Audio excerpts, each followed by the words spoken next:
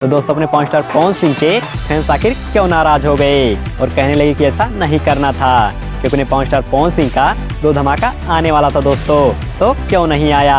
आखिर क्या वजह बन गई कि गाना अभी तक रिलीज नहीं किया गया, तो बताएंगे इस गाने के बारे में कंप्लीट जानकारी। इसीलिए एक रिक्वेस्ट की वीडियो एंड तक बनी रही है दोस्तों। तो दोस्तों एक धमाका गाना एक्शन से आने वाला था और दूसरा धमाका वेब म्यूजिक से आने वाला है। तो दोस्तों पहला धमाकेदार गाना है कमरिया पतरे पतरे, और इस गाने का केवल न्यूज मिला है कि अपने शेर का गाना आने वाला है, और अभी तक इस गाने का ना तो पोस्टर रिलीज हुआ है और ना ही टीजर रिलीज हुआ है दोस्तों। और जब इस गाने का मामला चोरी से जोड़ा गया है तब से सभी फैंस को इस गाने का और भी इंतजार हो गया दोस्तों।